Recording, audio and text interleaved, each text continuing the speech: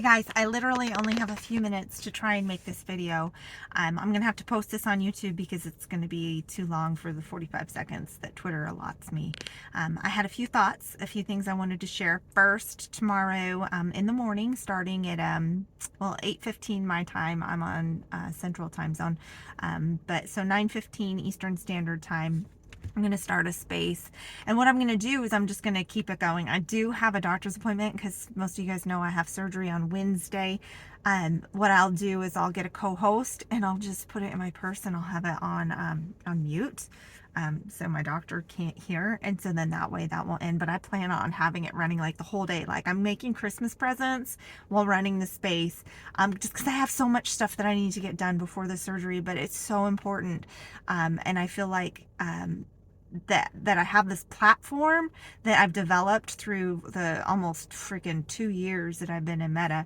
And so I just want to make sure that I use it appropriately, but then also that I support you guys, because I've really grown to appreciate every single one of, well, not every single one of you, but the majority of you, and just there's like a camaraderie that we've built in this process. It's been really difficult at times, but it's been really rewarding also. And the connections, like I said, I'm gonna have lifelong friendships, and I appreciate you guys so incredibly much.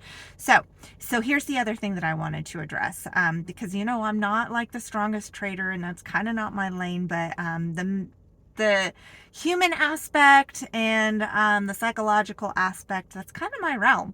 And so like I've told you guys, I'm paying a lot of attention to the narrative, and that's what I wanted you guys to pay attention to as well, because they're going to try and spin it, right? Because they need to have their scapegoats, especially as this blows up, as I believe it will, and it gets attention from bigger media and all these folks. You're gonna start hearing them try to build some kind of sympathy for these hedge funds.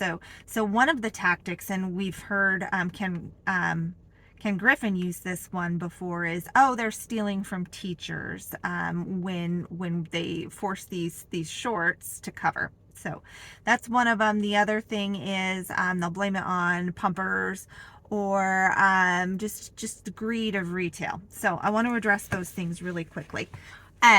First off, we know for a fact that synthetics, naked shorts are illegal, right?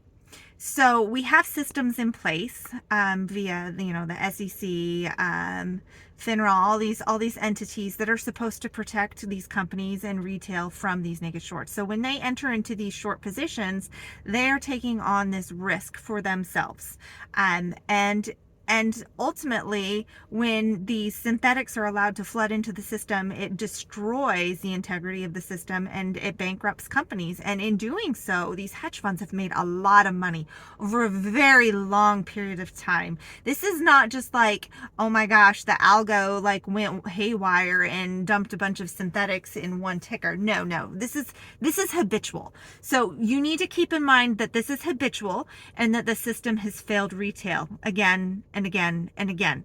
And there are so many companies that we won't even get the information. They're gone. Their time has been taken from them, and somebody was greedy and broke the law to bankrupt these companies made a lot of money in doing so, and that's kind of disgusting. And so when we have the SEC and FINRA and these entities that are supposed to protect the companies and retail, and they don't, and they allow these synthetics to build and build and build, like with Torchlight,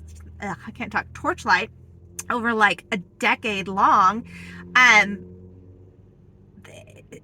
mean, something's got to come to head. So either the company goes into bankruptcy and just dissolves, and then they never have to pay back their short position, or something more interesting happens, like maybe a merger with an upcoming materials company, Meta Materials, which you guys should look into. Oh yeah, not financial advice, not financial advisor. This is entertainment purpose only. Okay, so anyways, so we know that the fact that the synthetics in the system, the naked shorts, were illegally put into place, right? And so if you have these hedge funds that are creating this risk for their clients by doing these illegal practices because they've been making a lot of money, so there was an incentive for them to do so because they were making money. You really can't feel bad for them when they don't win all the time and when they've taken so much risk on themselves. First of all, if you're in charge of like a teacher's pension, you should not be risking those people's retirements. And it is not the fault of retail that you did this. You did this to yourself and you did this to your clients, and that's not okay. So that argument for me is null and void. I have no interest in hearing that. I am sorry. It sucks for those people who have their money wrapped up in a corrupt company, but ultimately the responsibility falls on those people that created those short positions. Okay. Secondly, they're going to start trying to tell you that it's the pumper's fault. Okay. Come on now.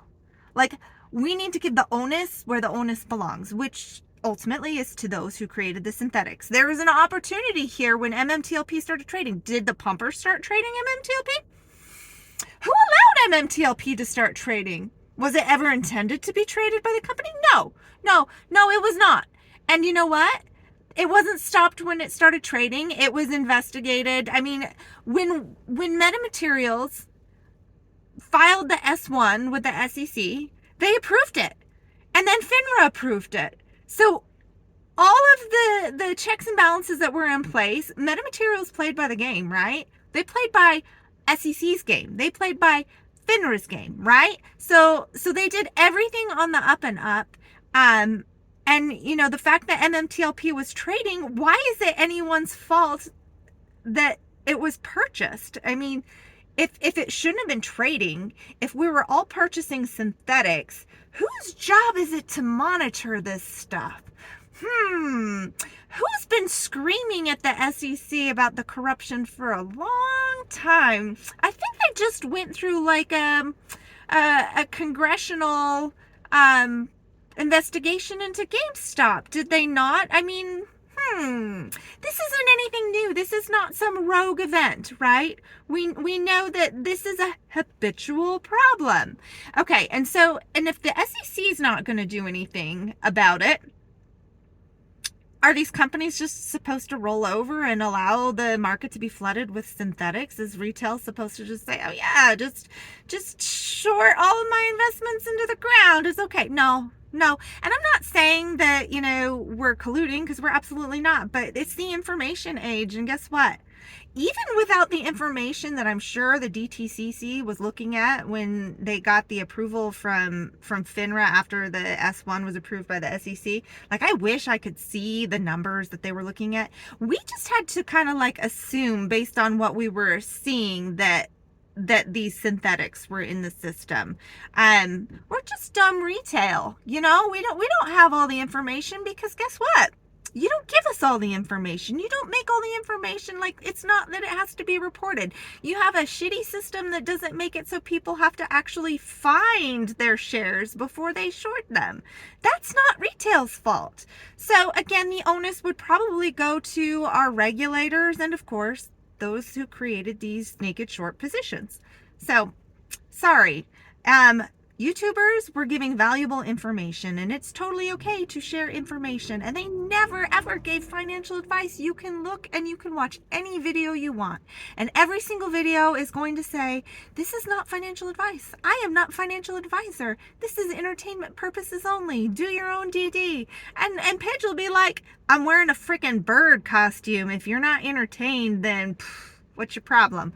So yeah, no, that narrative's not working for me either. So, I mean, and the other thing they're going to say is greed. And greed is actually the reason why we're here, but it's not greed from retail. It's greed from these hedge funds, right?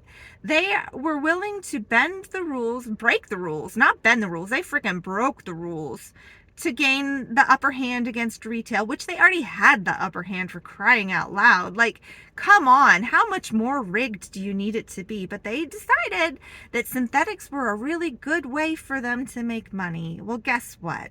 That game is over. And the SEC didn't hold them accountable. And now they're in a predicament. And now they're like, shoot, what do we do? Oh no, we can't hurt the hedge funds. Guess what? When I am in a predicament financially, if I've done something stupid, maybe I'd have to go get a loan, or, maybe I would have to like liquidate some things, because guess what? I'm an adult and I made my own decisions and I'm responsible for those decisions. And I think now is a good time for us to give the onus to those who have the short positions, and let's see what happens. How big is this problem? Is this bigger than we even knew?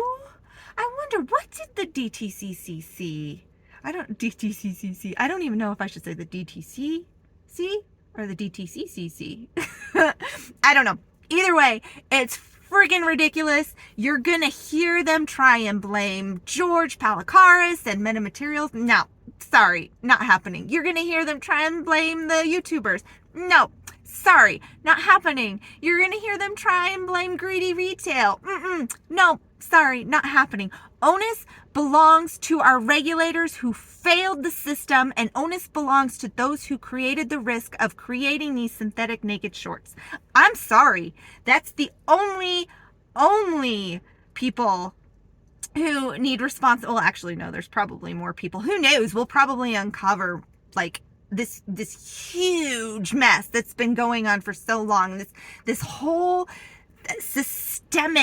disgusting systemic situation that allows the haves to steal more money from the have-nots. And I'm sorry that now we see what's going on, and now we're like, no, it's not going to happen. And now accountability is knocking on the door. And guess what?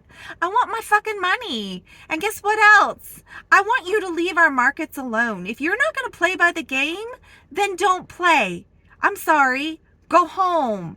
Because guess what? If you guys aren't going to follow your own rules, retail's not going to play the game. You've had this problem now. You have this problem where you can either take the onus and make things right, and that may create liquidity issues. Maybe we'll see domino effects in some of these other heavily shorted companies. Guess what? They deserve vindication too. But if this doesn't happen, if for some reason, you can wiggle your way out of this, which you will not, and for, all the legal headache that you will, face. And not only that, but retail's freaking pissed. Like, you are in the heat is on. The heat is on, and we're not giving up. So I can't even, I just lost my train of thought. I'm like so passionate, guys. I'm so passionate, and there's so much to do and not enough time. Where is that even going? I don't know, guys. I'm trying to help you. I'm trying to support you. You guys are amazing. Wish me luck on that surgery Wednesday. I'll see you guys tomorrow. I really thought I had something profound to say. I don't know. Props to John Berta. Holy crap. I am so glad that man is on our side, and I would not want to cross him. And I'm glad I didn't. And I know who did. So anyways, thank you guys. I will chat with you later. Bye.